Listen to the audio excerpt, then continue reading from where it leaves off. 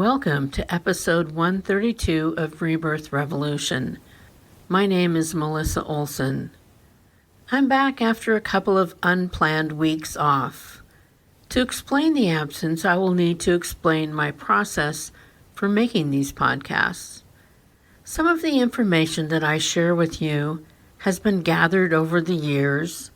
Some I receive in the months and weeks prior to producing a podcast. Some of the information comes to me as I am typing the words that I will speak.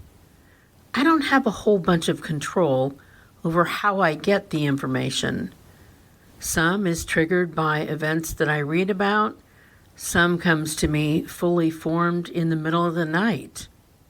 My job is to be the transcriber. I take copious notes whenever I receive any flow of information. When I did the last episode 131, the part in the third segment where I said, "Keep this in mind. You do not have to understand or be on board with all the ways that people are different right now. That is a huge order. But when you find yourself fixating on them, it is time for you to drop your fixation and focus on your own work. You, over time, and at higher levels, will have an easier time understanding all the differences. Any lack of understanding you have now is not a reason to focus on them instead of focusing on what you need to do to grow to higher levels. It is just a distraction that keeps you from doing your own work. Keep your eyes on your own paper." So, as I was recording and editing that particular episode, I felt oddly called out. That particular bit of advice had come to me as I was typing that episode. It was information I hadn't yet fully absorbed. With it came the realization that I was describing the state of my own life. I was fixating on what other people were doing and not keeping my eyes on my own paper. For the last couple of weeks, I have been working to remedy that.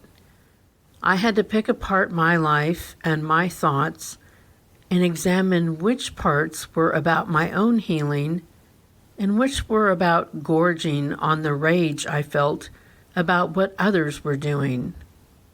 My morning routine of coffee and doom scrolling on Twitter had to go. I had to stop listening to the reverberating echo chamber. The fact that a man who has demonstrated a marked lack of honesty, integrity, empathy, and humility is purchasing said app made it an easier decision, though still a hard habit to break. I have switched to coffee and deep dives into spiritual content, beautiful content, funny content, anything but the regurgitation of the wrongdoings of others. Okay, clearly I picked a bad week to make that switch given the news out of the Supreme Court. But I am seeking ways to stay in touch with what is happening while not stewing in it. We will not give up the fight for bodily autonomy for women. We just may have to do it at different levels. Staying out of the muck does not mean in any way that I am giving up the fight to keep the lunatic religious fringe from trapping us in their vision that I believe to be a hellscape. It just means that I will maintain my equilibrium and continue to work on my own issues while all the swirling dramas continue to unfold. We knew that dramas were set to unfold. That's why we are here. But we have to keep raising our own personal levels of light while doing so. That, too, is our responsibility. We all know that we have the ability to impact others when we interact with them, but there was something that I heard Dolores Cannon say, which was that if you are operating at a higher vibration, you can walk through a crowded mall and raise the vibration level of everyone there. Imagine being so clear and bright in your own spiritual awareness that you can share that with everyone, everywhere you go, just simply by being present. It's a pretty amazing concept. So it makes it tricky. We can and should be enraged about what is going on, but our impact is limited if we are in a dark, angry place all the time. We have to stay in the light and do the work to stop the madness at the same time. That's a big ask, but I think we can do it. It will be a constant balancing act that we will need to maintain for the work that is ahead. And that work will last for the remainder of our time here. This is a marathon, not a sprint.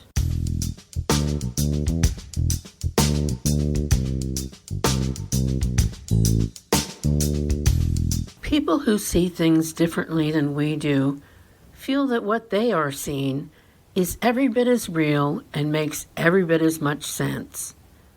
Everyone is looking at events through the filter of their own understanding.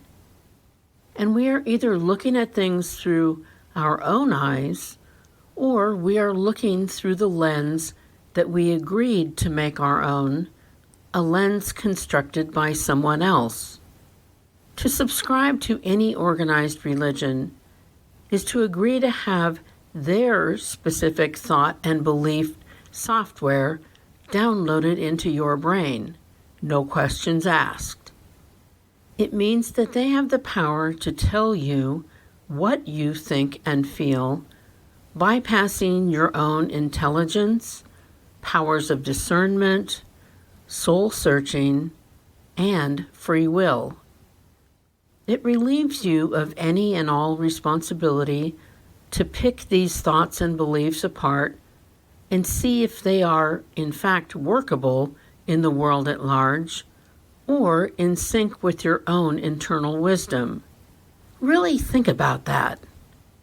If someone walked up to you and asked if they could have full access to your heart and brain, filling both with their thinking instead of your own, would you agree to that? Would you willingly allow your own spiritual process to be wiped out and replaced with the software that was established by someone else? Wouldn't you want to question what their motives were in the establishment of their selective thoughts and beliefs? Or would their promise that only their software could get you to heaven and make you an eternal soul be enough? Let me remind you of something. If you are here, you are already an eternal soul. They can't sell you what you already own. Upon acceptance of their software, you had to click on the terms and conditions of receipt. One of the most important terms and conditions is that you never question the beliefs, no matter how dated, hate-driven, and contradictory they are, no matter how far they stray from the original concepts that their chosen deity professed. In for a penny, in for a pound. You now belong, you are now owned, you have decided against making spiritual choices, and instead, you're simply going to be obedient. You have chosen to bypass the many shades of gray that this world is made up of and hide behind the concept of an artificial world of black and white that the religion offers. Life is not black and white. Life is full of twists and turns and frustrating paradoxes.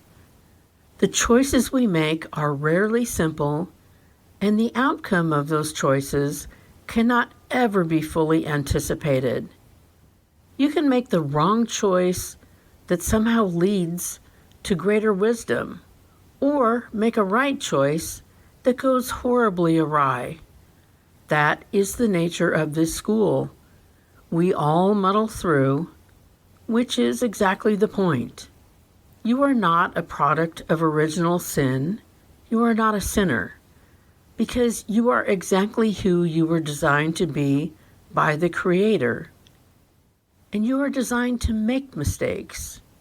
You are a precious soul who is on a journey of growth from the lowest levels of spiritual awareness to the highest levels. You are here to learn all the lessons, and some of those lessons could be seen as failures, and some will hurt other people.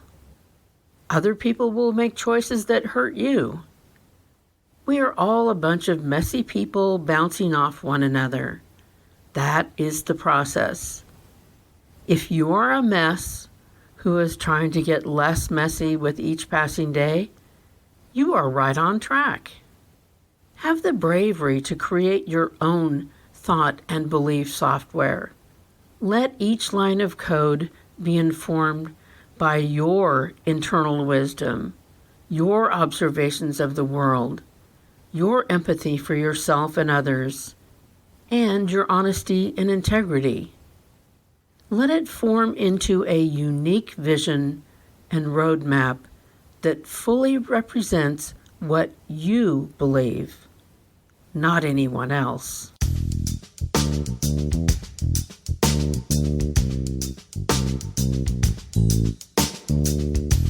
Those who feel that Roe v. Wade must be repealed feel that a clump of cells within a woman's body, a clump that has no ability to exist on its own, is a soul who only gets one shot at being here on earth. They think that to eliminate that clump is unthinkable. This belief is often informed by organized religion, which wants you to believe that every soul gets only one shot. That instills a sense of fear and panic, feelings that make it easier for you to be controlled. But think about this. With the laws that are being written now, women will have no control over their reproductive rights. They will not be able to decide if they can or want to give birth. The cutoff dates to decide are often before you would even realize that you were pregnant. Every pregnancy that does not end in a live birth will be criminally suspect. And there are no exceptions. No exceptions for rape or incest or the well-being of the mother. So every woman with reproductive abilities will have to navigate a world in which they can be raped at any moment by any man, and they will have to bring that child into the world. The penalties for not doing so in some states far exceed the penalty for the rape itself. Imagine having to live with the thought that at any moment, any man can choose to destroy your life, and you have absolutely no power to undo any of the damage that was done. Having no control over your reproductive rights means having no control over your life. And once the government can decide that you are forced to give birth, it is not a far leap for them to decide who can and cannot give birth. Fully absent from all the new laws are provisions for those who ejaculated irresponsibly in the first place. The men in these pregnancies are never mentioned. The women must risk their lives to carry out the pregnancy, bearing all physical, emotional, and financial burdens. Once the woman gives birth, she may or may not have a shot at getting any financial support for the child from the biological father. Men have DNA, yet oddly no skin in the game. If companion laws were written that said that men are financially responsible, beginning with paying for half of the pregnancy test, and then contributing half the amount of all bills, including medical, and half of the financial burden for the mother through the pregnancy and beyond, the anti-woman laws would probably get wiped off the books overnight. It is discouraging to think that men will only feel impacted by this travesty if they have to pay for half of it. But frankly, I don't see a bunch of men stepping into the fight to protect women. It has been the cultural norm that men are cast in the role of being the protector if you are in a relationship with them. They seem to consider this one of their finest selling points. This means that if a woman creates a life for a man and provides the services he expects, he will protect that one woman. And who is he protecting her from? Other men. Men are lauded for taking the role of protecting one woman from all the other men who mean her harm. But when all the women are in trouble, where are the protective men? Are they looking out for any women, or are they silently upholding the patriarchy which seeks to keep all women in bondage? Where is their allegiance? If we are unable to roll all this back, then we will have to turn our efforts to making it half the man's problem. So far, they've been able to skate. So far, they have been able to turn their heads while we are under attack. Where are the good men? Why are they not marching in the streets? I surely hope it's not because they will only show up when it financially impacts them. I don't want to be cynical about men. I want to believe that they have our backs. Let's see.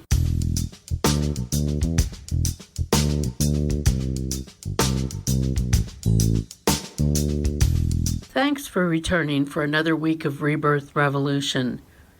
I hope you are able to keep your equilibrium in the midst of the storm. We need your light. You can always let me know how you're doing by emailing me at rebirthrev@gmail.com. I'd love to hear from you. Rebirth Revolution can be found on all the podcast apps, the music apps, and full episodes play on YouTube and our Facebook page. Please subscribe, download, and share whenever possible. Until next week, fight for bodily autonomy. Keep your own progress moving forward. Stick with your COVID precautions, and drink some good coffee. Remember, you are loved exactly as much as every other person on the planet, not 1 ounce more or 1 ounce less. Stay strong and safe, and pace yourself.